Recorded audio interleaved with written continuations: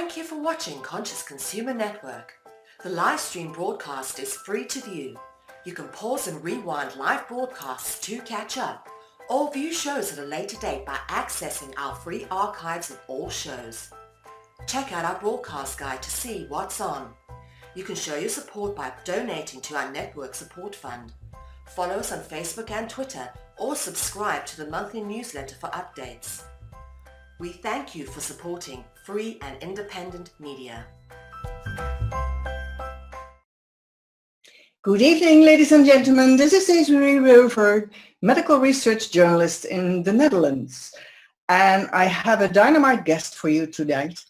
And we will have an intelligent conversation about your discovery and your method to, how would you call it? Attack cancer cells? No. That's fine, yeah. Yeah, okay. Attack cancer cells and only cancer cells in the body, so that the death sentence that the voodoo masters of medical bulwark does not have to be that way. Because chemotherapy, you can do that, but it damages so much more in the body, and people do not really like that. Plus, it doesn't really work always. I mean, that's what I have seen. But we are not to shoot at Western medical science. We are here to present Wim Huppes and his method for cancer. Wim, you are an internist, by training. You are a philosopher. You have a PhD in philosophy, yeah, and in biotechnology. Yeah, this guy never stopped studying. So in his own life, he can now put things to work for himself, to heal himself from cancer. And the discoveries that Wim has made are amazing, and it is a process that is still ongoing. He's fine-tuning even today, but the method works. He has proven that. So Wim, please, can you explain what you have been doing? Yeah, so it's more or less serendipity that people come together with cancer that have the same interest, that want to cure themselves or be cured. And then I don't know why I got it, but stress probably. But fate brought it on my path, I think, because it made me so creative compared to the period before. And 10 years ago already, when very soon after I got prostate cancer, I was given up. So that's a long time ago. 10 years is a long time. To survive in cancer, yes, absolutely. Yeah, and also to get bolder and to find something radical. So in the beginning, I was just, a bit sad, and there were difficulties in my marriage, and there were all kinds of difficulties. I lost my job, all kinds of boring things. All kinds of patients seem to have to endure. But let's say at some point, after 5 years, I thought, in hindsight, I must have been mistaken, I must have been blind. But 5 years ago, I already thought I was very, very radical. And I had thought out about, I don't know, but in the order of thousands of molecules that work against cancer and that can be put into a liposome, a blood particle, a fat. And then I created a hospital, and there were 50 patients came in that hospital, and it was open for a year, and then it was closed by government. But 40% of them would have been cured had it been open a longer time. So, but 40% of the patients, the combination of very smart drugs and then delivered only to the cancer was already very good. And I thought, I'm very good. But it didn't work with me. There was more to learn. Well, it didn't work with me, and it was far too expensive. So I lost a lot of money, and people couldn't afford it, and then cheated and didn't pay their bill and so on. So it was more difficult than you think.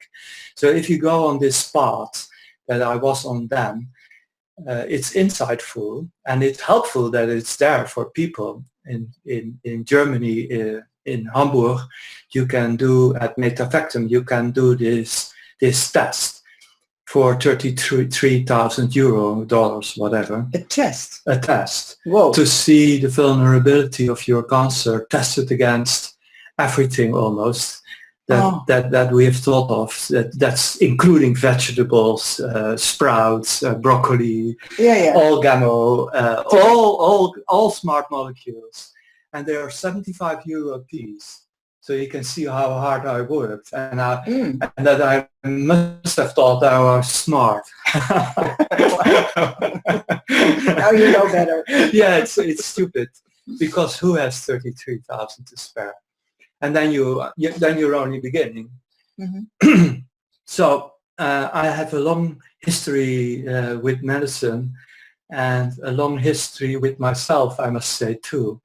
In the sense that I became very, very radical about 2 years ago, and I thought I must make something not so expensive that works with all cancers, and first of all, with mine. I have to cure myself. Yeah. I should stop fidgeting around and do something very radical, and you can only do something radical if you use the body's own strength. So I thought you can only cure from cancer if you can get immune against cancer, and then it's your immunity.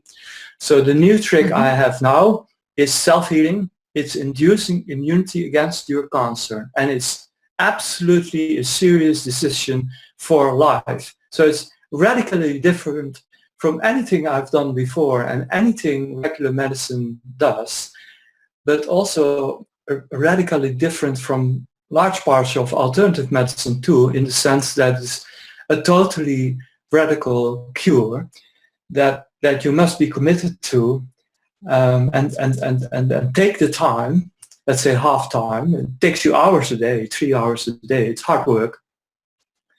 And you heal yourself from cancer by becoming immune against it. Yeah, and I hear a dedication to oneself in what you're saying. You must really go for it. I want to heal my cancer. There's no halfway decision to be made in here. No.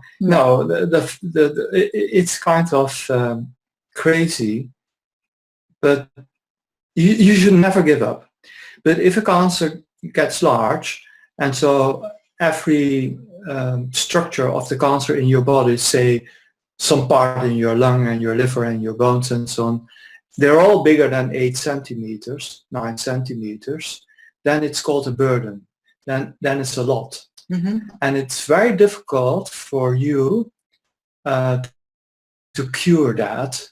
So the immune system to fight itself through that mass is much more difficult than when it's below that size. So you don't have the time to become, to go around and fiddle with ammo when it doesn't, just tell you it doesn't work. And you can use it, but you have to start getting immune against your cancer to cure yourself, even if you combine it with other treatments. And let's say you eat less sugar, or you're able to reduce your stress levels. It's all beneficial.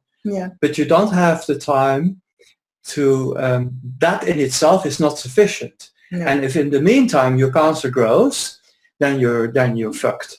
that's really you bad. make it difficult for yourself. Yeah, you make it very difficult Yeah, for yeah. yourself. And if it's sitting in your liver and you have, let's say, masses of, let's say, 15 centimeters, 6 of so, or 20 or Oh, wow. 100. Some people come with 100 of those big masses.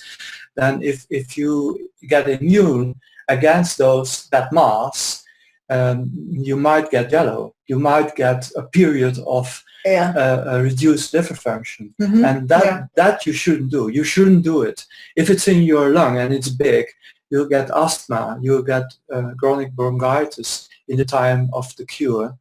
Mm-hmm. That's all suppressible and it's still doable, but it's very, very hard. It's stupid. You have to, if you can, start curing yourself now.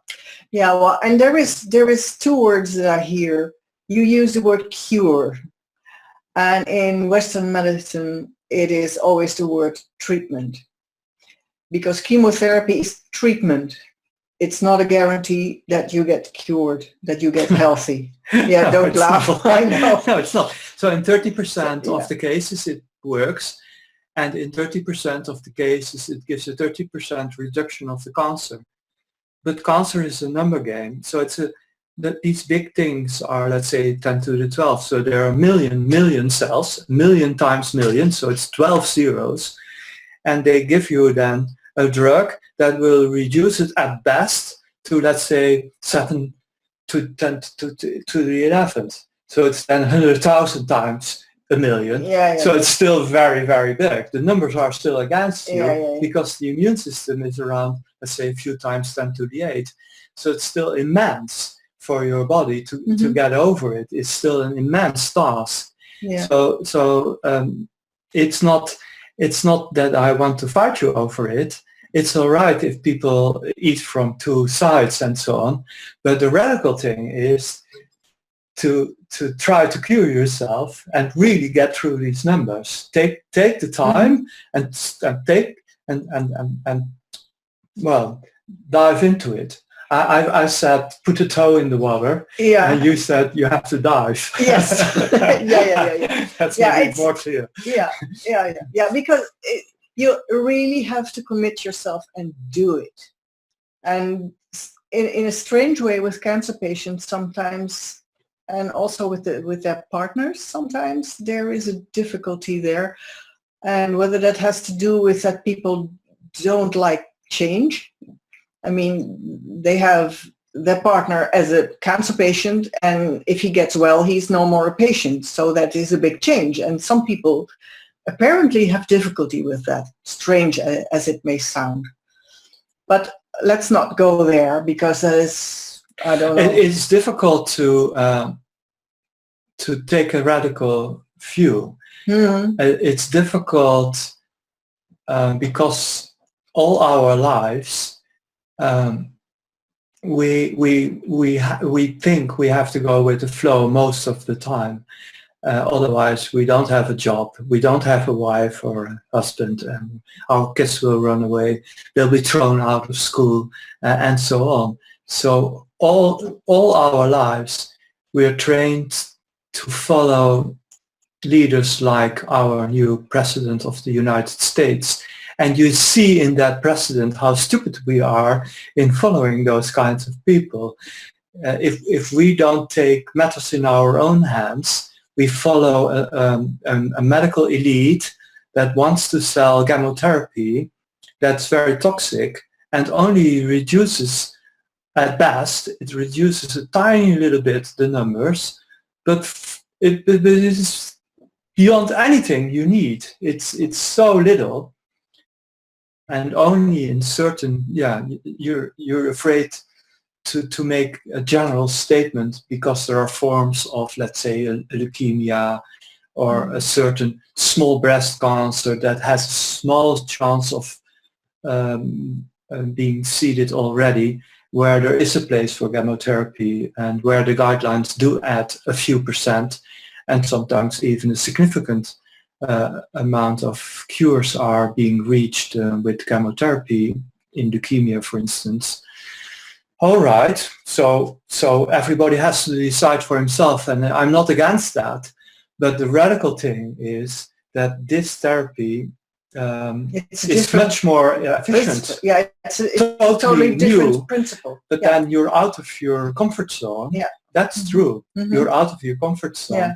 So you think, I first burn all my old bridges and then I'll go for the new. Yeah, if I'm already. like here, then I can try the other thing because then I don't have any other option anymore, and then I want to do it. Yeah, so but that's not sensible because then the tumor will be too big to. It's not even true. So it's not even true. When you have cancer, and there is not an easy cure, so you can't take a small knife out of the cupboard and peel it out yourself. No. Almost. Then there's a high rate of cure. But anything more difficult, there isn't this big chance of being cured. So the minute you know that, you can take matters in your own hands, and you should, because you don't have the time to go to think about this for weeks. You can think about it after you've started it. You can think, and that's the stupid thing. It's like with the car accident. If you cross the street, there is not like with the computer an undo button, or you can't go back in time, or you can't take a longer time. Once you stepped on the street and there is this bus, you have to step away from it. And the cancer is like this bus coming onto you, and where you think you still have time because the bus is still 4 meters away, so you might wait another meter. Not true. No, can't take that risk. Yeah, it's even worse. It's not a risk anymore. No. It's a certainty. It's a certain that you're not. So if you're committed to life, you have to choose for it. And you have to do it immediately. Just do it. Do it. Yeah. Exactly. Yeah. Yeah. No tone dipping. Dive into it. Okay. Your method. Can you explain what it is so people can start to get used to the idea of its existence? Because it is something new. In terms of how people need to think about it?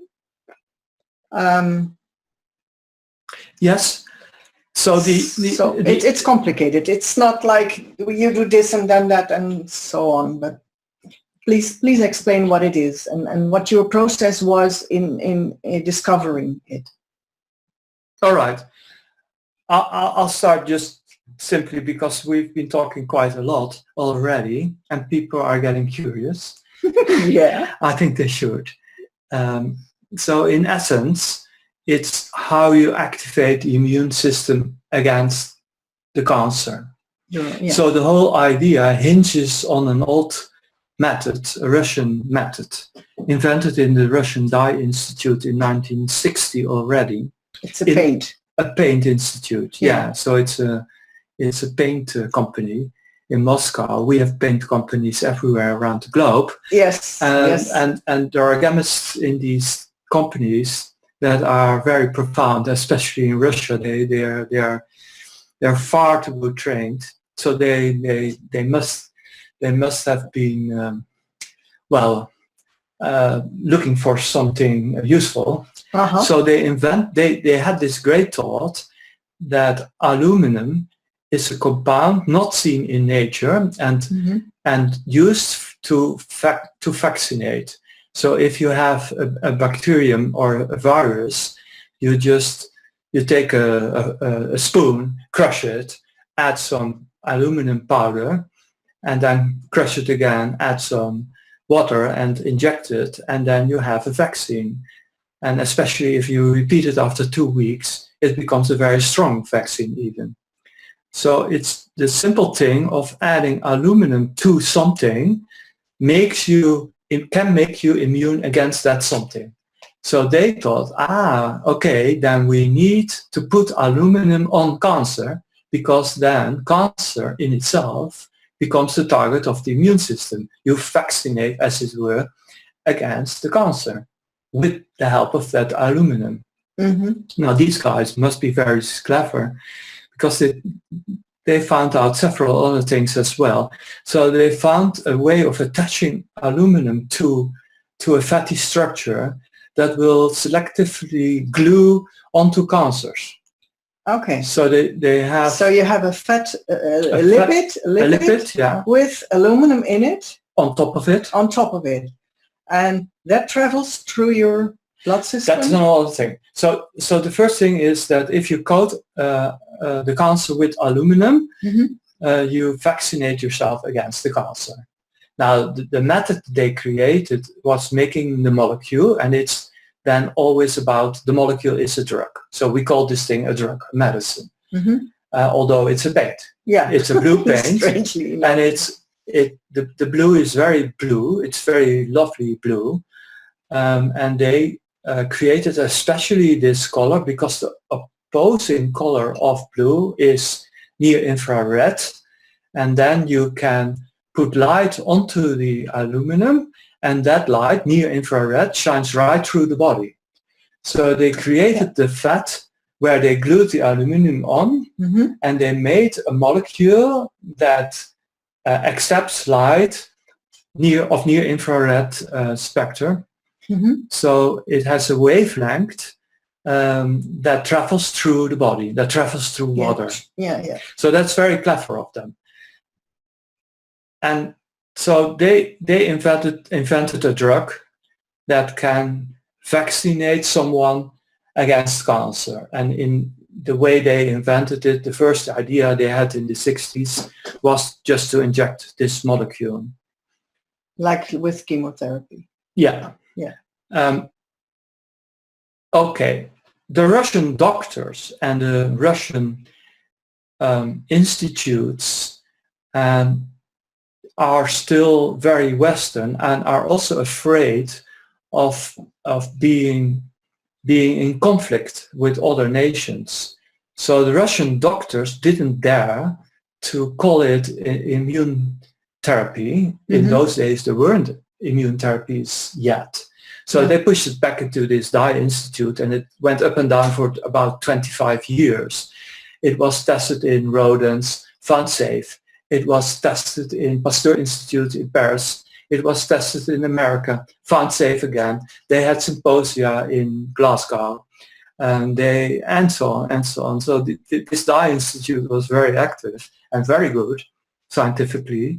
And in the end, the doctors pushed it out, and they had some advantage. But the doctors in Russia, in 7 universities, created clinical paths that base this molecule, or that use this molecule in conjunction with other chemotherapy and radiation, and call it also a chemotherapeuticum. So they never went with the fundamental scientists in the Dye Institute and never looked into their research, as it were. But it has an excellent dossier in Russia. So I think, first of all, we need to say it has an excellent dossier in Russia. It has been found safe. You can inject even the pure molecule into rodents and humans. It works. And in 92% of the patients, it gives a regression of the cancer. The cancer becomes smaller. So that's staggering. That's really wholly good. That's almost 92%. Almost magical. And the French and the Americans didn't pursue it, but they did pursue it because they were looking for similar molecules that could. Because the Russian Institute took a generic drug. They took a generic paint. It's just an ordinary paint. It's just a color. And it couldn't be patented because it already existed and it had already been published. That's painful. I have cancer and I just want to create a cure for cancer. So I laugh about it because the Americans worked from 1985 till today, so let's say for 30 years or so, on creating patents, one after the other, more than 30 patents, and they're all inferior. So this molecule must be very good. So the original molecule is very good, and in design it's excellent. So the Russians invented a molecule, tested it, did safety studies. The safety studies were copied were also redone in Paris and in Houston. And then from 1985 till 2016, it has been applied in several clinical paths in Russia in 7 universities, and it works in 92% of cases. And then the Ministry of Health in Russia accepted the approval dossier. That dossier is very excellent. So if that same dossier had come into FDA in America or EMA in Europe, it would have been accepted. So first of all, we need to say this is a legal drug. Yeah. That's very important. Yeah. It has a license, and that license can be applied internationally on basis of a Russian license. On compassionate use, you can use it anywhere. So that's very important, I think. So the first step is to see the method consists of a Russian invention that has a license for the right molecule. Yeah. Okay. And then there is a next step, of course. Yeah. When I started to use it 2 years ago, I used the Russian molecule, and then 2 years, let's say 60 months or 70 months ago, I had a remission. My prostate cancer at the time was very big. It was in all of my abdomen, in my thorax, in my bones. And I got that all away, and I couldn't feel it anymore, and it couldn't be detected anymore, but it wasn't gone. And it came back last month. I detected it again. So it wasn't completely gone, but it was very helpful. So just like the Russians, I was able to get a deep remission with me, but I didn't cure myself yet. Yeah. But I used the Russian molecule, which is only 20% pure. And since then, I purified it. So I have it now 100% pure. And the second thing is I started to research the research of the Russian Dye Institute that also had done great breakthroughs in understanding how you can activate the immune system using this dye with the light. So the Russians just use a continuous laser of 1 watt. But that's very little for the immune system, far too little. It's better to use 1,000 watt. And in addition, it's better to use short bursts of short emissions of light, flashes of light. A flash of about a few nanoseconds is enough. That's a very short time. You wouldn't be able to see it if it didn't glow after in your eyes. And it has to be extremely intense. So I created a computer to make these flashes. And a Japanese firm created for me a special LED. And here in the Netherlands, Philips electronic company created the computer. And that together creates this very special lamp. And now it's far more powerful. So this time I started treating myself, and I had an intermediate scan already after 5 days, and it was already almost gone.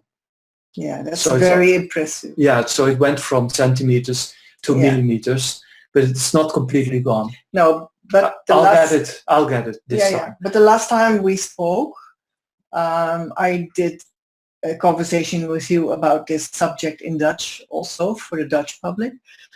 Then you told me that you could feel the tumors, and they bothered you. They did bother you. Yeah, you could feel. I had a crisp-sized thing here that I could feel, and it was on top of my between this pelvic bone and the bladder.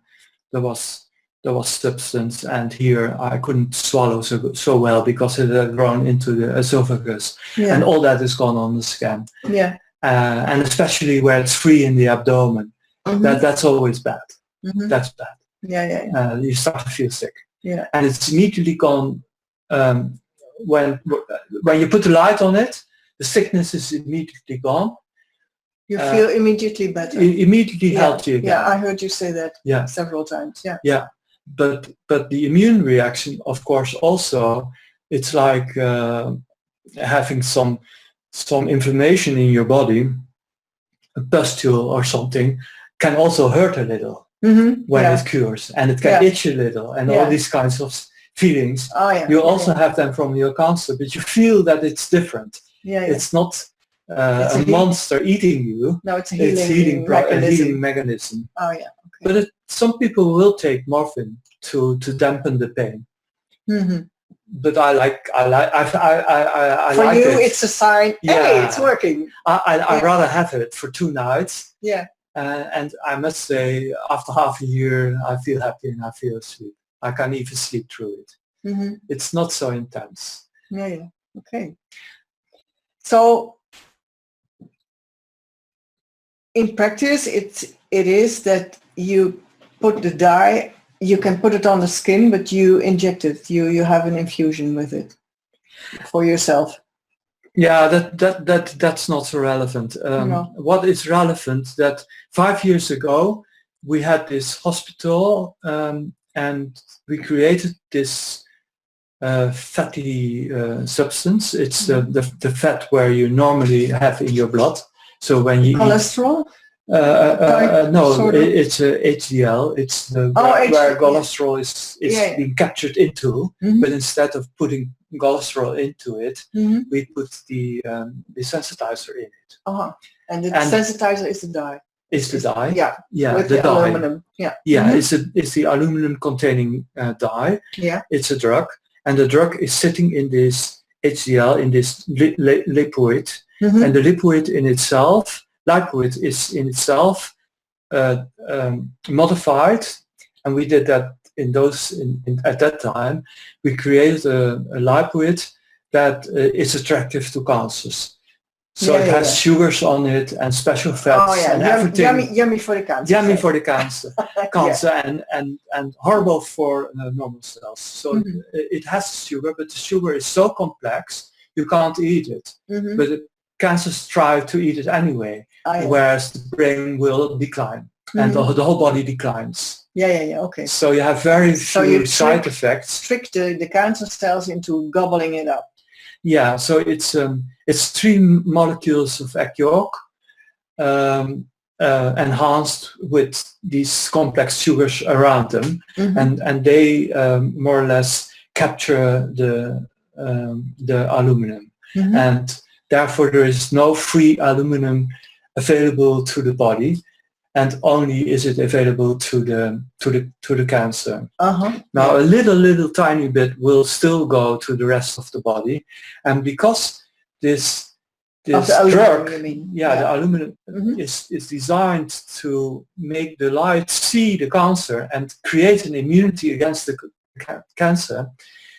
The tiny little bit that attaches in your skin or in the rest of your body, on all membranes, there is a tiny little bit, will make you sensible to light. So you have to stay really indoors. And that's the only disadvantage of this treatment, that you have to avoid the sun, and you even have to avoid light because it's infrared.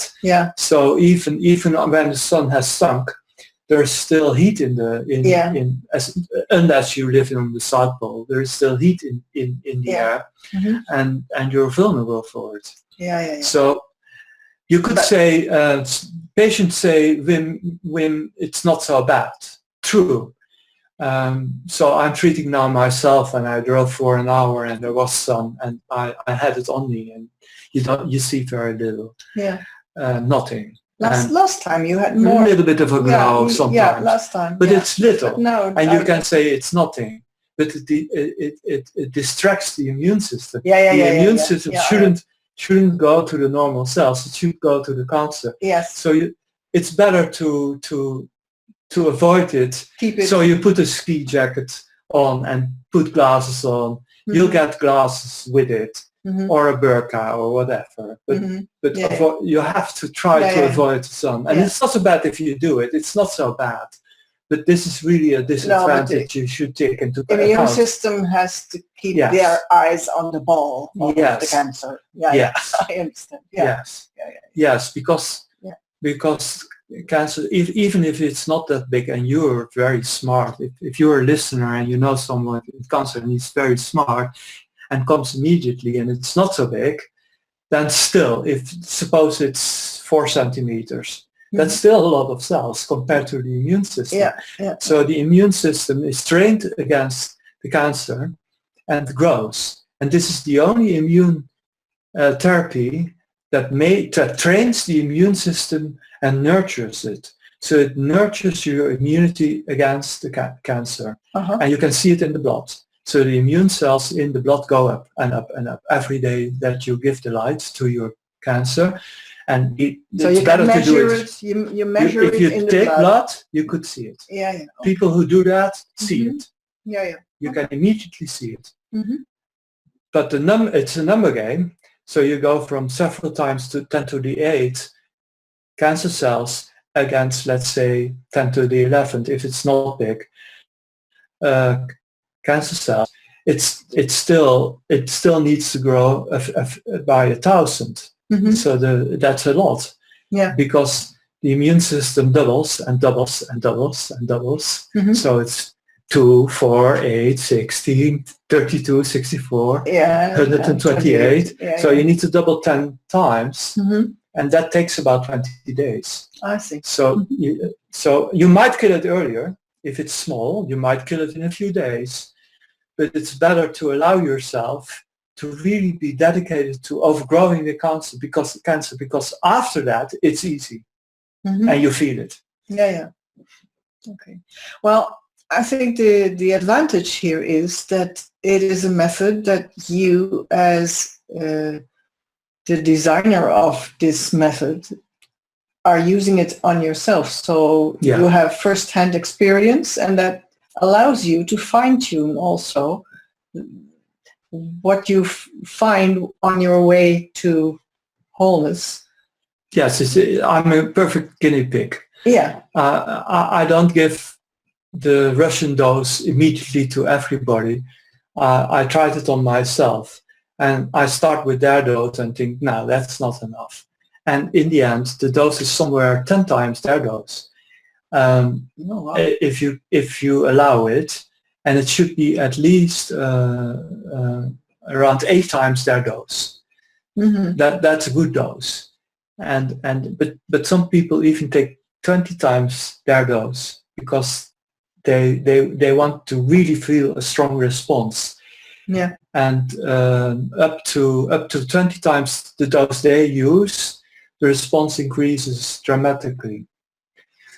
So and the side effects are still few.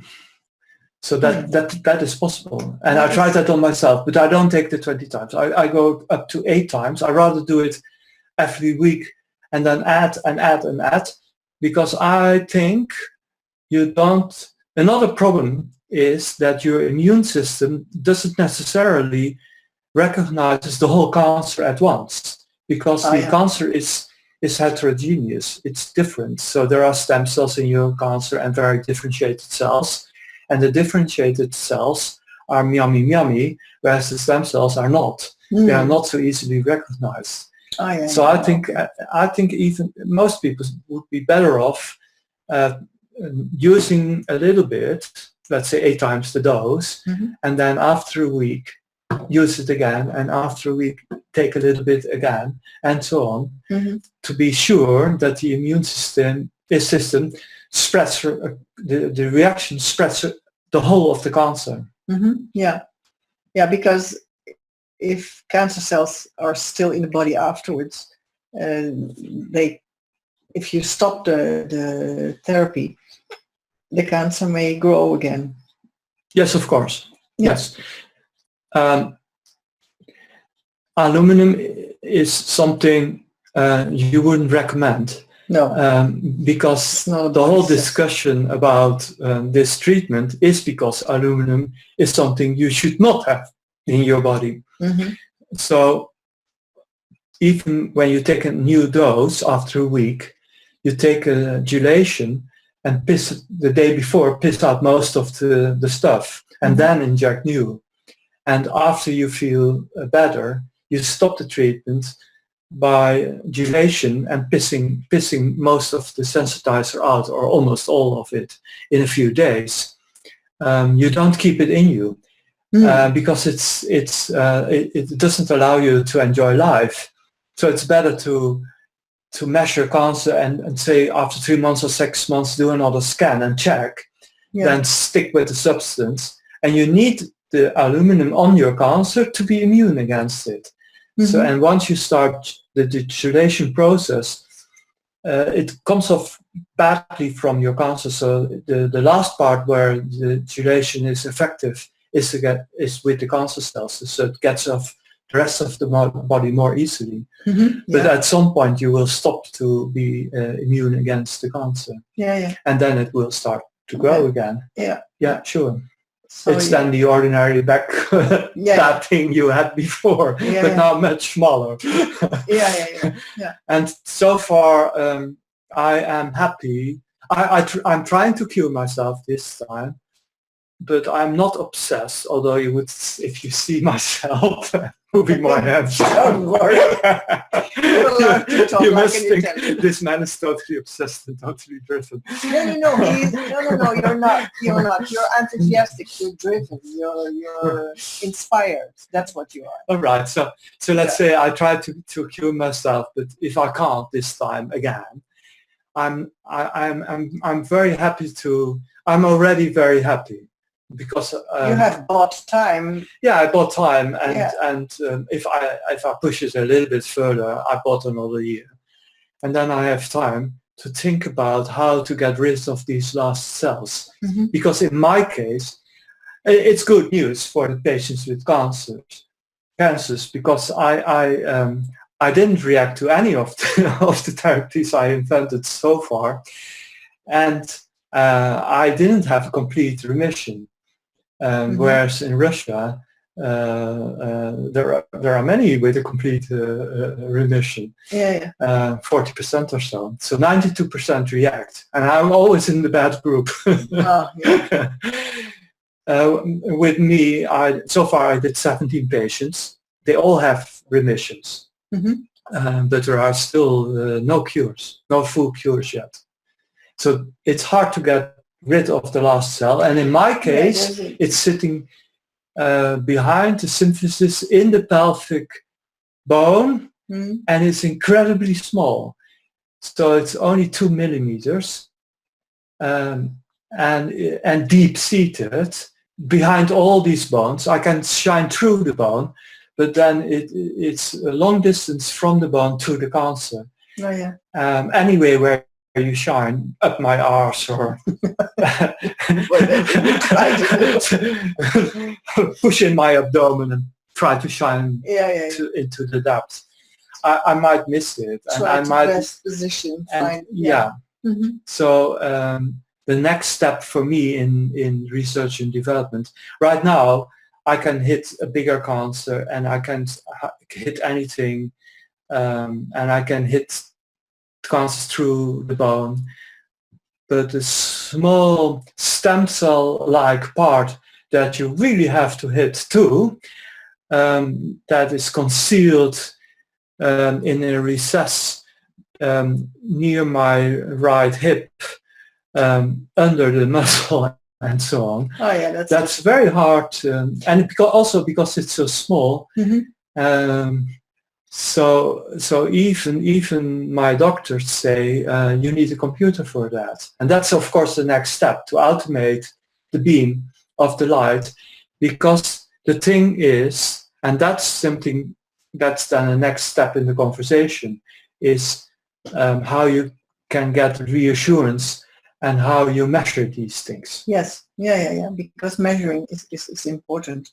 Also, in a scientific point of view, but also from a patient point I think of view. First of all, it's the patient. I don't care about science. No, I know, but so the Russians have done all the science, and they're brilliant. And they found that in the Dye Institute, they found that the immune system talks in electromagnetic language, and that you can activate it by bending the hairs of the immune cells with this lamp, and by putting aluminum and designing this molecule with 2 aluminum molecules on it, fat with 2 aluminum, and that an immune cell has a sanctuary between those aluminum molecules. So there is an incredibly lot of science there already done. Well-known Pasteur Institute is talking about it. People have dissertations on it and PhDs on it in Paris and in Glasgow and in Canada and even in China and so on. And that's all in biology, and these are all fundamental people, and they're very clever, and no doctor can read it or can't think out of the box or is a follower in this guideline system, and they just have to follow the white code.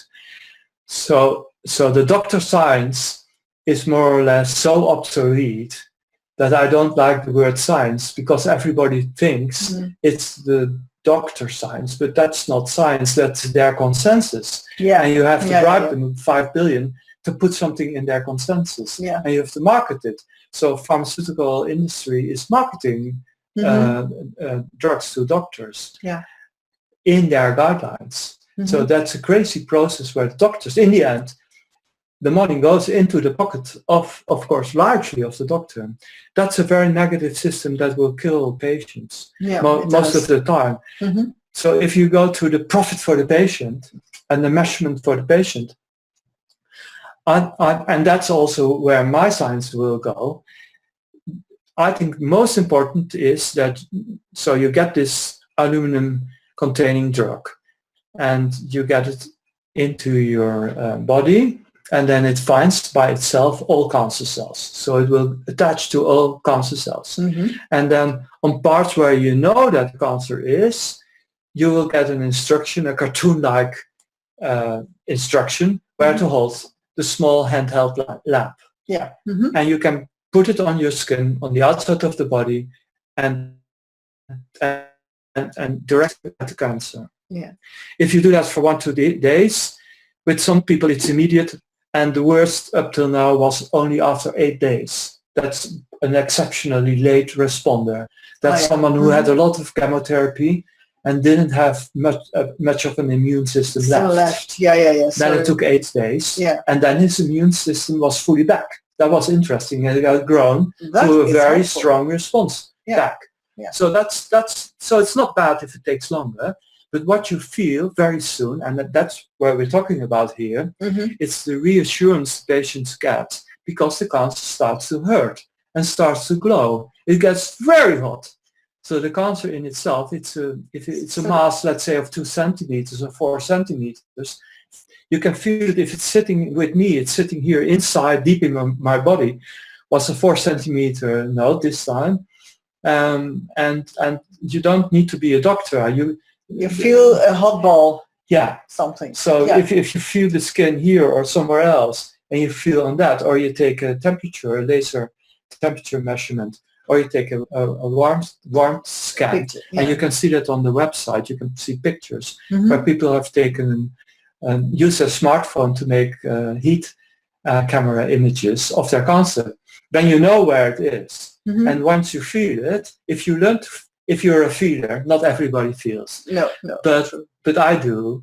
So for me, it's very reassuring to be able to direct the lamp at spots in my body and then feel it glow. Because once I know that in a direct hit on the shortest direction, I can also use different parts of the body. I can also reach from the back. Once I know what I need to feel, I can even go under my armpit and so on. So with the part here in my abdomen, here on my skin was hurting a little bit here, and then I could do it from the side, and here, and from the back, and from the other side. And that's very helpful. And every patient can do that and can measure it. And once you have this cancer fever and you have it very early on, you know you can win. That's the word that is important. Cancer fever, you call it. So the cells of the cancer tend to get very hot, and you can feel that, experience that in your body. So it's light-induced cancer fever. And cancer fever in itself is then something to have, something to reach out to. to be glad about. Something to be glad about, something to feel or to measure, or to have measured by your family or a friend or someone who listens. But then you know something's happening to the cancer and that is so cells. quickly. Yeah. So you can always try this. Yeah. It's so easy. And then I think, what else do you need to feel? Because if your cancer is 41 degrees Celsius, what else do you want to know? Yeah. It will die. Yeah. From the fever. Yeah, so if the immune system attacks it like pneumonia or something, but it's the same kind of attack. It burns it. Yeah. Once you feel that, and you feel it so quickly, it's time to rejoice. Yeah, I think so. You don't have to be say, wait a minute, does it work because I'm not cured yet? That's silly. You don't have. Let's say it takes you 3 weeks, and all the time it's nagging, and you say, I feel insecure, and I don't know whether I'll be cured, and I enjoy life so much. Now I've decided for life, I can't live with this insecurity. I think that's not good. That's not the way I like to think about it myself. I think it's far more easy, and it's for yourself, and far more reassuring to go for the heat and the pain, and then just hit it and cause yourself as much of that as you can. Yeah, really go for it. Go for it. Yeah. That's a much better attitude. So forget everything about science and remission rates and cancer growth and scans and forget it. You just have to heat it up and kill it. It will kill itself, because it takes time for your immune system. You have to give life a chance, and you give it by nurturing it. Yes. So your immune system, with some people who had a lot of chemo, the immune system can only double in 2 days. But at once your immune system is attacking the cancer, the chance that your cancer is still growing is very little. It will not grow a lot. So even if your immune system is slow to catch up, and it takes you 20 days to have an immune system that is far more powerful than the cancer. Yeah, because it still doesn't matter. Yeah, you have to have a dominance of the immune system in the balance, and you have to nurture life back. And the nurturing process may take a while for some people when the cancer is bigger, or when the immune system has been hurt, or when you're stressed and your immune system doesn't respond so well. But it doesn't matter, because the slowest recovery rate is a doubling every 2 days. And that's still very fast. In the beginning you think it's slow because it's not so big. Yeah, but it goes faster and faster, of course. Well, it's still an exponential curve. Yes. So it goes up. So the important thing is to get it going. Yeah, get it going, because in the beginning you think it's a flat line because it's 2, 4, 8, who cares? Yeah. But then then it's 250, 500, 1,000. Yeah. And with 1,000 you again. But that's how we humans think. We like the logarithm, the 10 logarithm. This is a 2 logarithm, but it's still an exponential curve. Yeah. So have a little faith in life. Everything in life is a natural exponential curve, and that's always 2, 4, 8. It's always, of course, like when a baby gets created. It's also 2, and then you have right. Yeah. Well, the cancer fever, so for the patient, the cancer fever is a signal, hey, whoa, something good is happening here. I think it's working. I think so. And it can be painful, I can imagine. It is. I must confess, it hurts. Yeah. No pain, no gain? No, it depends where it sits. Yeah. So if it's all in the lymph nodes or in the liver, people might not feel the pain and only and even if it's in the liver, some people don't even feel the heat and only feel it with the temperature, with the thermometer. Yeah. A thermometer is fine. Yeah. You'll get one with it. Yeah. So you have these laser thermometers. They're extremely easy to use. Just clicking on it, and it will say what the temperature is. And they're not expensive. We'll give you one. It's not, and it's fun because then you can measure it, and then you feel secured, and you will measure it. Yeah, you will be curious, of course. Yeah, can imagine that. Yeah, unless you feel it. I didn't measure mine. Well, there's a picture. Of course, I had to make a picture for the website. Okay. Oh yeah, your website, that is tippingpointforcancer.com, and 4 is the number 4. tippingpointforcancer.com. And people can find information about your method there. Yes. Yeah. And yes, you use the word cure. But even so, if cure doesn't really happen for the full 100%, then you buy time and you have quality of life. And you don't have quality of life with chemotherapy. Well, I want to cure everybody. So yeah, sure. So I'm not buying time for them. No. I'm going to buy time for myself to cure them next year. Yeah.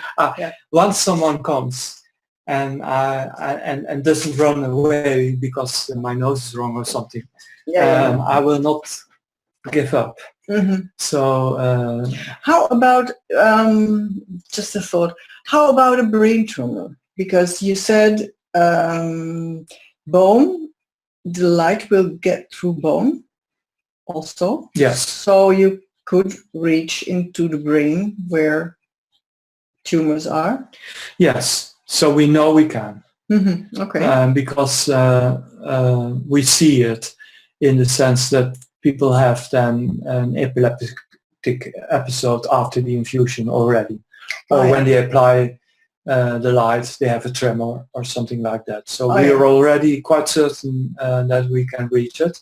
And the flashes, we can also measure it on a chicken bone in the soup. We know it flashes right through it. So if we hold a very thick bone of a cow and we put the light against it, you can see on the white wall, you can see the red hue. Okay.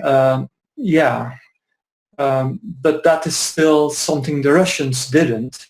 So I've done only 2 patients, and one was a child that was already too late. So he was already dying, and he had already difficulties with breathing, and all of his functions were gone. So it was a very late. He was totally paralyzed already. Oh. Yeah, so that was very bad. And then what sort of tumor was that? They're all the same. They're all gliomas and so on. Doctors call tumors through the location. Yeah. So they call it a Pons tumor because it's located on the top of the brainstem. But that doesn't matter. So something like a breast cancer or prostate. The thing I have is a prostate, and then everybody's happy when he also has a prostate cancer. And then everybody is unhappy because they are women and they don't have prostate and breast. It doesn't matter because these cancers have been named, and doctors have created islands, and they segment medicine up to anything they can invent almost.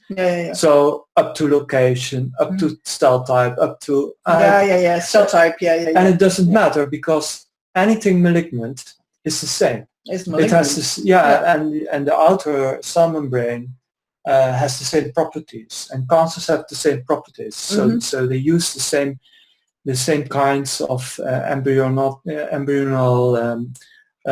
DNA molecules to enhance growth and how they make the cell membrane. So the aluminum will also, as long as something, it's also even when you have something not a cancer, suppose you have Lyme or some other disease, that is also not you. So the aluminum will help you recognize your immune system, recognize anything that's not you. Okay. And cancers are very bad things. So they do very, very bad things. So they're really parasites.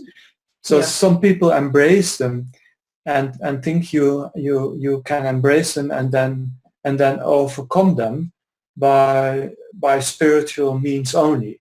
And maybe some people do, but I tend not to think that will happen very often, because these things, talent, yeah. well, the way a cancer behaves is very disruptive.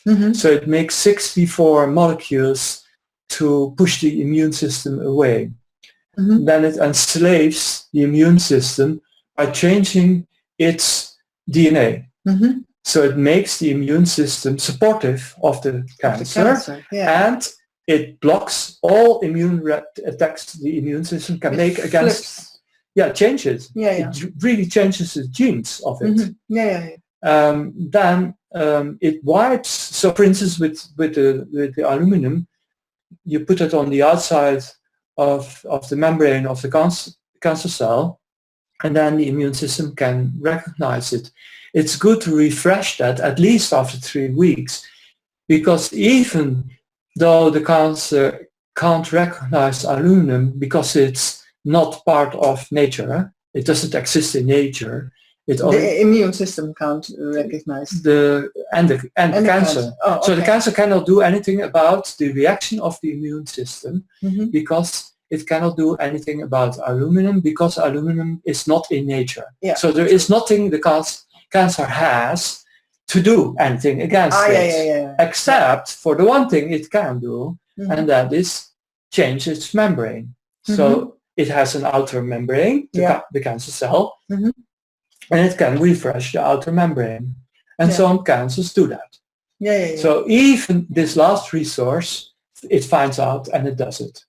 So you have to put the sensitizer, the drug, you have to reuse it to get rid of it, to be certain to be rid of it. That says something about how these things behave. These things have much more program than you think. They are much more differentiated. So part of the cancer enslaves the immune system, parts of it enslave the blood vessels, parts of it enslave the supporting structures, and even changed the DNA of the supporting tissues. That's something very hard for spirits to deflect, because it's a natural process of a parasite outside your scope. It's beyond you. It's something like a star on a galaxy, maybe even on a parallel universe. It's something so far out, and it's such a different program. You're out of touch with it. You're out of touch. Okay, I understand what you're trying to say. Whoa. And cancer is a very important issue, because I think now today it's 1 in 3 people who in their lifetime will have cancer, but it's going on to be 1 every 2 people. So there are about 12 million people with it today, and worldwide. And 8 million dying of it right now. But still, there are very few people who want to live. That's another so we bit. can offer a world. That's nice. I think that's nice, because only very, very special people have the courage to live. That's a different part of the story, which is very important. And we spoke about it privately. But there is this strange thing in people that, and I've seen that with cancer patients, they rather go for the chemotherapy that the doctor says maybe will work, but probably will not. They choose that over what you have to offer. And basically, they choose death, in my view. Yes, so there is something, especially of Western society today, that is fear, that is that feels like intimidation. So we are not able to get the right leaders, or to even to want them. We seem to have fallen into a knife of very a very disruptive attitude. Yeah, self-destruction. Self-destruction, irresponsible, where we don't believe in ourselves anymore. Because if we would believe in ourselves and would believe in our own responsibility, we would behave differently. But we have been brainwashed so thoroughly that even if we decide to live, most of the time then we start to fight. So we fight to then the doctor. So either we embrace him and we say he is the guru, and we take the chemotherapy, even though the doctor has told us that it can't cure you, and we don't use it as an addition to something that could cure you, and that has been proven to do so. So, because it's Russian. Oh yeah, because that's whatever the enemy. Excuse. Oh yeah. Yeah. Yeah. Or something. Yeah. Something must not be good. Otherwise, our leaders would have embraced it. Well, forget it. They don't. We have chosen the wrong leaders, and it's our fault. It's our decision not to be in sync with life. It's our responsibility to be in sync with life, and very few people can do that anymore, because when we are not, when we say now we are taking back control of our life, we're confused, because we don't see life as taking our life back, but as a fight with the doctors, or a fight with, and then we are distracted, because it's not about negative energy. No way. Life is positive energy. It's getting it. And then if the enemy is something out of our scope and in a niche in our body where we can't reach it by mental control, we have to help the body getting it back into control. So the immune system is then the way I did that. Maybe there are other ways, I don't think so. At least this is the one I developed for 10 years, and it wasn't so easy. No. So I want to have another Henry Ford car next day, or you can't find one probably. I was just, it came on my path after I had already a PhD in biotechnology, and I had already been trained as an oncologist, and I already had been trained to become a radical, to take radical positions as a philosopher. So I had 1, 2, 3, and then the last years before the council, the last 7 years, I worked for the regulatory office of Europe. So I know, so I know the rules. Yeah. And that was also very helpful to get something that's legal. Yeah. You had yourself to help from all the different angles. For many things, you didn't need to reach out to other people, and that is because you had the knowledge yourself. Yeah, still, it's not me. It's still my network and my. Yeah, of course, but for the basic steps, you had everything in-house. Well, I had the logical mind. Yeah. To say what's wrong and what's right, and I had like everybody a telephone, and then the good friends to do it and stop them when they're on the wrong track. So stop everything that goes wrong, and then still I went off track very often. It took me 10 years, and last year I finally took the right decision, or 1.5 years ago. I started curing myself. This was really a different way from all that before. But even that step could not have been taken had I not had the hospital and developed the lipoid. Mm-hmm. And had I only developed the lipoid on myself, I wouldn't have found it. Mm-hmm. It's only because there were 50 patients doing it every week, and I changing it every day, changing the formula and changing the components every day and improve them every day to get a more selective cancer reaction. So it must have been changed a few thousand times. Mm-hmm. And also the sensitizer, how you make it pure, is very difficult. So also that took 6 months. And then finding the right dose, it's again about more patients. Mm-hmm. I wouldn't have found it if I had only tested it on myself. No. And if other patients hadn't given their input. Mm-hmm.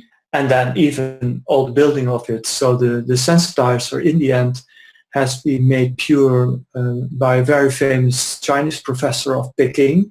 And he went to the States and together with in a very, very renowned FDA approved lab, it is now made and then controlled and checked in Germany.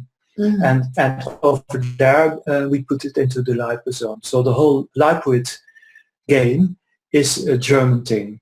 In Germany, you have this firm lipoids, and they are very specialized in how to engineer fats and sugars and so on. Mm-hmm. So that's really their thing. And their alternative field is very, very strong. Yeah. Also in China. Mm-hmm. That's why you need those people in the fundamentals. But the light, the LED, has been developed by Japanese in Kyoto, couldn't be made also, like the Chinese, couldn't make it in a sustained, they could make a little bit in a research environment like I can help them with, but to scale it up, it needed to go to the States again. Uh-huh. So even the light, though developed in Kyoto, had to be exported, and the whole technology had to be brought into a laboratory in the United States. And then still they run a full round of LED. They made a full round every week for 7 months, every week before they had it. It is very difficult to make this very specific color that is stable, because an LED is not made to give so much light.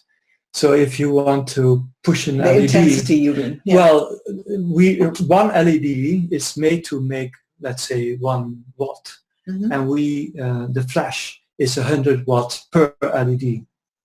So it's a very strong flash. Yeah. And to make an LED, even if it's not getting warm, even the current is controlled, I mastered all these things, all very difficult, with the help of, I could never have done it, with the help of the most qualified people. But even then, there is a limit. Even then, this is the limit. I have the limit now of what is possible with this technology. The next step is to go to laser technology. But that's more expensive. That's beyond my reach. Yeah. So in LED, you reached the top of what's possible. I think so. Yeah. Well, it will be difficult to improve this by a lot. I could improve it twofold, let's say, but not like what we did. It's a 0.1 watt LED that is flashing 100 watt. So it's 1,000 times stronger. That's a lot. That's a lot of small improvements. It's a vector 2 and a vector 2, and again, think. So that's a difficult process. It has been a whole road. Yeah, so there are many people involved. It's not just me. I'm the cancer patient, and I'm the guinea pig. A happy guinea pig, I must say. Yeah, you are. Yeah. Wow. Well, how do people reach you? Through the website? Yes. Okay. So there is a telephone number, and then they reach me. Okay. Yeah. Well, is there anything else that we...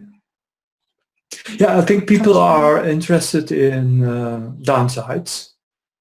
So you might say they have cancer and it doesn't matter, but it does matter.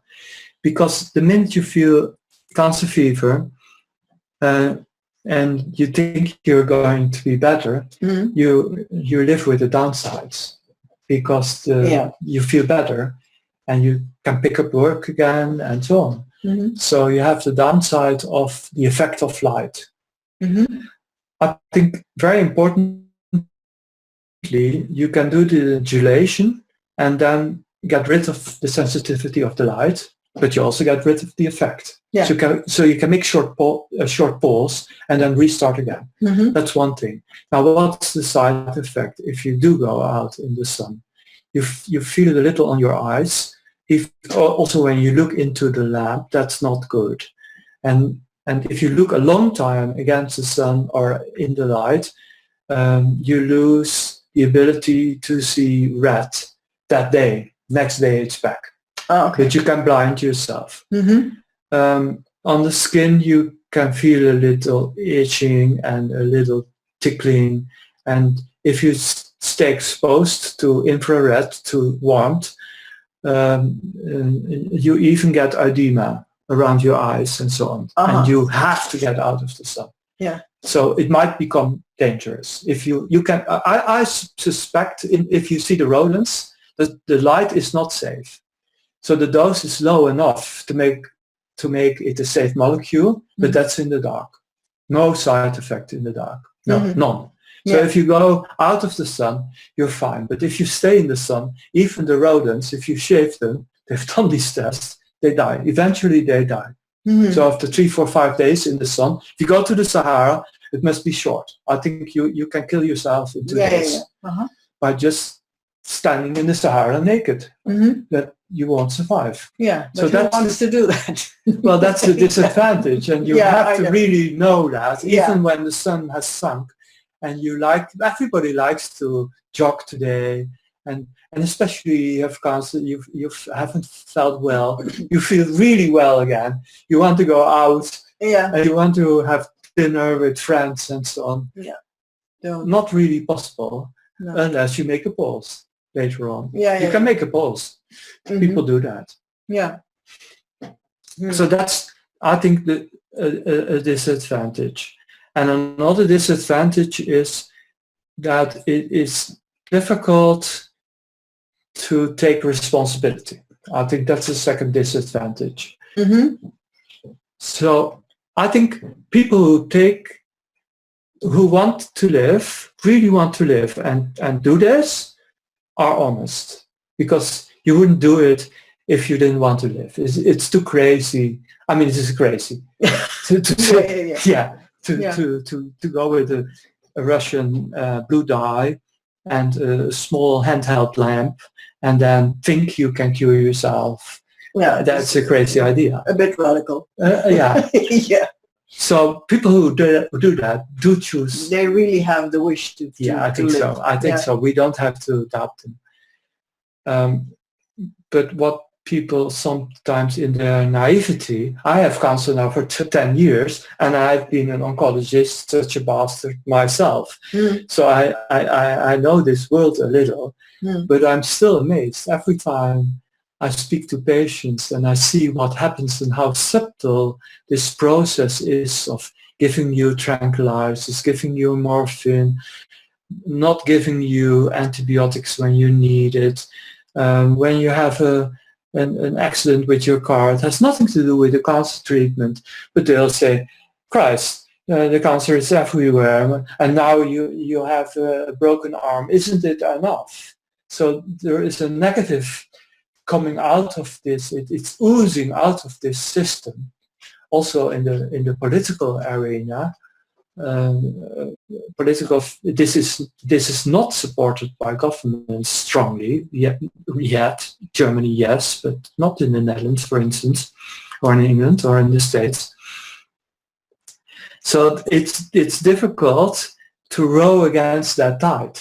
Yeah, because what you're basically saying, there is a death cult going on. Yes. People wishing death. Yes, and even if it's not consciously, it's.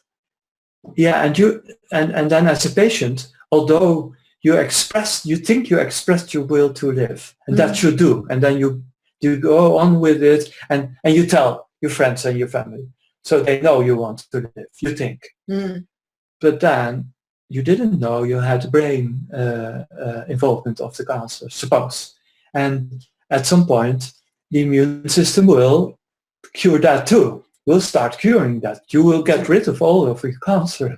That's how it works. It's an immune reaction. You don't have to shine everywhere on your cancer. It will find it everywhere for you. And if you measure it with a camera, you can see it everywhere. So suppose it's in your brain, and at a certain day, let's say after 3 weeks, the immune system starts attacking this part of the cancer in your brain.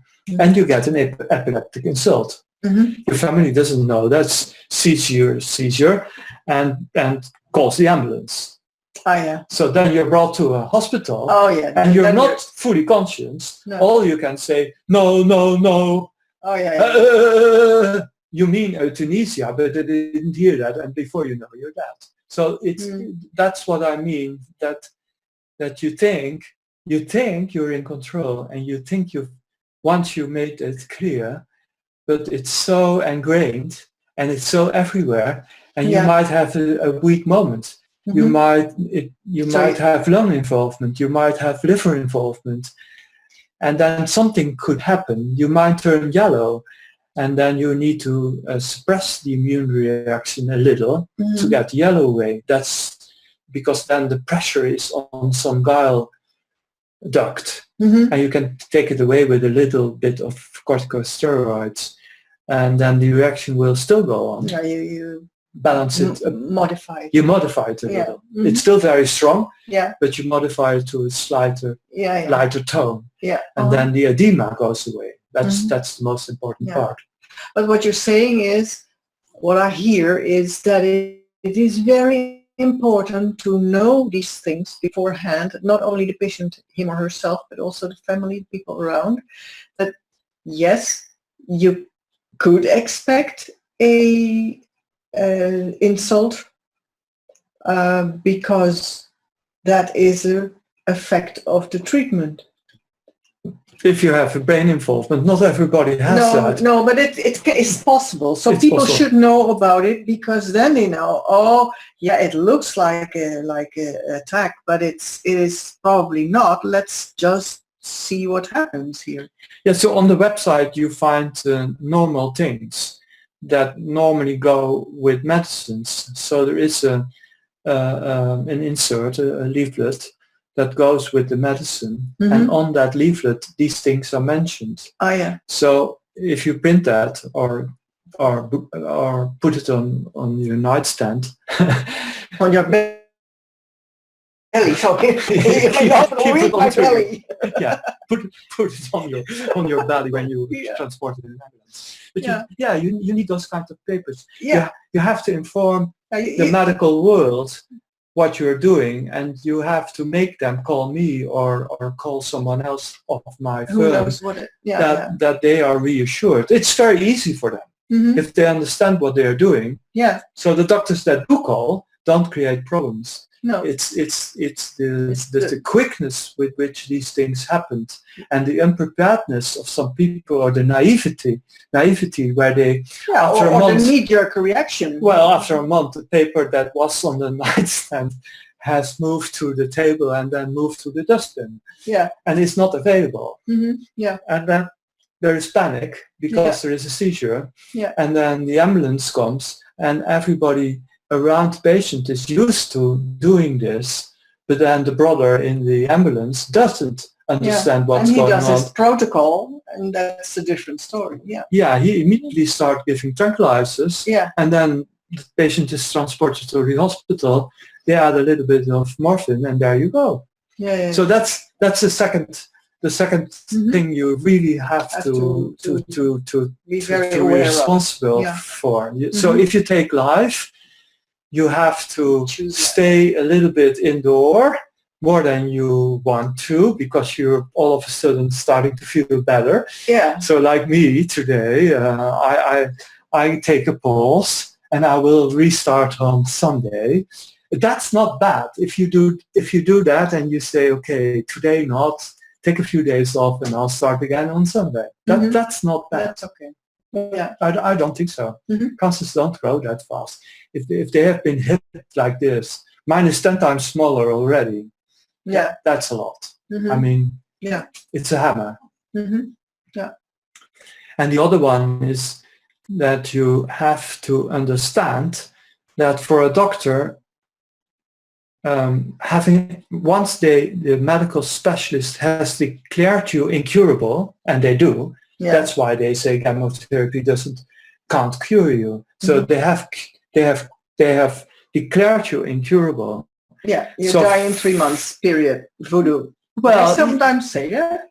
well, but that's their consensus, and, Yeah, I and know. that's their truth, and that's what they call science. Yeah. So their death sentence is based on their science. That's a very, That's very their- bad nocebo for the It patient. doesn't matter, Yeah. but once you're back into that system, because there's an emergency call, you have to be aware that the thing you have extra, let's say you have asthma or you had a car accident or whatever, that is an extra on a call already where you were declared incurable. Mhm. They are not committed to light therapy yet.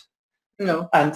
But if you take the effort, like I did, I went to my doctors in university hospital and I have prostate cancer for 10 years.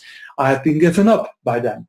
I never took one of their treatments anymore. I had all there was, except for chemo, and nothing worked. And I still live, and it's very small now. Mhm. So if I tell them, yeah, I do this light therapy, they wish me luck.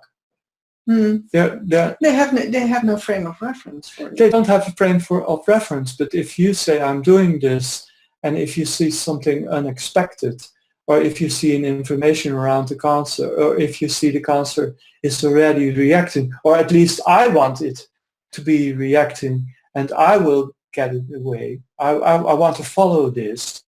Mhm. The chance is very big that they'll support you. Mhm. At least with me, there is not a question in their minds, and most of the patients that stand tall, wherever they stand in alternative medicine or in regular medicine, but if they stand tall and say what they do and they want to get better, they're well respected. That's not a problem. And then they get laboratory measures, they get scans. I get that all too. To measure what is really going on. Yeah, so the doctor is not wanting to be your enemy. No. He is under this same yoke we all created. Yeah. Called idiots at the top.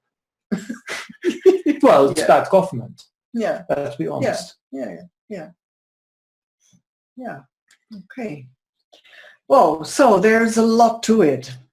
People have to really choose life very consciously, take all the responsibility for, and also towards their partners and their children, because these have also had the information that you have been incurable, been declared incurable. So that's a shock, and then another shock that the patient decides, I want to get better. Yeah. I have to.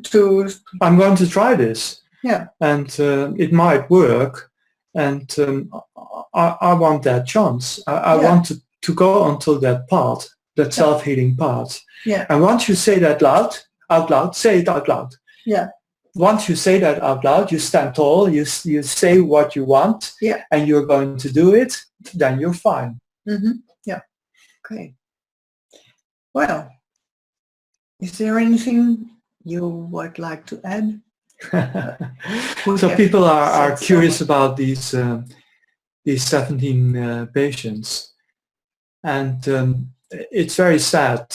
But in December, I started with the worst cases, and of those cases, there are only 2 that really took it on and weren't in a hospital. But all their cancers were very big. So they had cancers where the primary cancer was above 30 centimeters in Oops. diameter. Yeah. So they were. One woman had a breast cancer that was so heavy that she needed special bra to carry the whole thing. And it was in the brain and the liver and the abdomen and the lungs. It was everywhere. Still, it shrunk to 8 centimeters. Whoa. And then she had a seizure, and then the GP came in and together with. So that shouldn't have happened. It's a sad protocol story. And I wasn't the person I am today yet. Yeah. I was amazed. So that so many, 6 of them, would not be able to do what I think is normal, but that's not fair of me, because I am kind of upper class spoiled brat, and I was an oncologist, and I feel comfortable. So much further in the process. I feel comfortable talking to doctors, and I am a philosopher, so I'm trained in saying what I think, and not be shy, because then you can study philosophy. You have to say what you think, otherwise you don't get through the first year even. No. So you have to be outspoken and you have to be able to pitch. Yeah, well, that's a double difficulty for most people. They are not clear in their minds. They are not used to really do a debate, and it's with a doctor that they might look up to. So that's a lot of challenges. That I now say, here, hold this paper and hold it in your hand. At the time, I said, let's be open about it, and you have to inform them. It's dangerous not to inform them. But none of them informed them. None of them. All 6 died. I went to these doctors who killed them. I think they killed him. I talked to them. How did they react? Well, it's still, for them, it's still not clear, but they weren't informed by the patient. So that, For them, it's a difficult position, because on the one hand, the disciplinary board of the doctors disciplines them when they don't follow the guideline. I know. So that's the fear of the patient. They think if I inform them, I make my doctor into a criminal. He will be caught by the disciplinary board, and I'll lose my doctor. That's what the patient thinks. But that's not true. Something sad is not something in the dossier yet. It's something you need to inform. You can hold up a paper and it can later end up in the dustbin. It doesn't have to be in your dossier. No. But what I hear of these doctors, and I've been a doctor myself, it's not a problem of putting something in a dossier, even in the regular medicine or in alternative medicine. They can put in your dossier, patients on their own decided to follow, to take the therapy and to try it, because nothing else could cure them. So they're trying it. It was their decision. It was their decision, and it's a rational decision that can be written in a dossier and then even made a reference to this website. That's not a problem. No. But then it's not coming from them. It's clearly coming from the patient. And patients still have that right for now. That's not dangerous for a doctor. No. So the idea that you have to protect your own doctor is true. Don't ship him letters. Don't make him bring it in a committee in some regional oncology board or whatever, or bring it up to the consensus meeting in the medical society, or bring it up to the disciplinary board or something. But in the hospital, a doctor with the dossier, privileged dossier of the patient, is totally safe. Okay. So patients should share with the doctors what they're doing. And ask for scans and lab and so on. Yeah. They should. Yes, explain why they want to have these measurements taken. Yes. These And if they have an tests. accident, they can detox, gelate, get the substance out, and have their arm repaired and then sit in the hospital for a few days. It doesn't matter when a bone is broken or whatever happens, you're still falling under the emergency services. Yeah. You can still take them, use them. Mm-hmm. Yeah, and then afterwards you start over. And then you start again. Yeah. Mm-hmm. Okay. Well, clear. Well, thank you, Desiree. Well, I really wanted to give you this platform because I think it's a very important method that you're working with. And yes, I have seen what chemotherapy and radiation did to my son. And I investigated the history of it all and I know where it's coming from. So I'm not a fan of it, I must say. But this is a method that you indeed use your own immune system in a very savvy way, very, very intelligent way. So you use your own body to heal your own body. And that is a sensible thing to me. I think that, yeah, well, I hope I don't need it, but if I do, I know where to find you. Thank you. Okay, this was my conversation with Wim Huppes of his website, tippingpointforcancer.com. Dear listeners, dear viewers, till the next Minority of One report. Bye-bye. If we want to change the world, we must first change the media. Mainstream media exists for the purposes of indoctrination and manipulation of public perception. The world of free and independent media is growing, and with the upsurge in information now available in the public domain, it has never been easier to access free and independent media. The exploration of this information resulted in an experimental project which would provide a fully supported space for researchers, whistleblowers, and seekers of all kinds to express themselves and educate the world.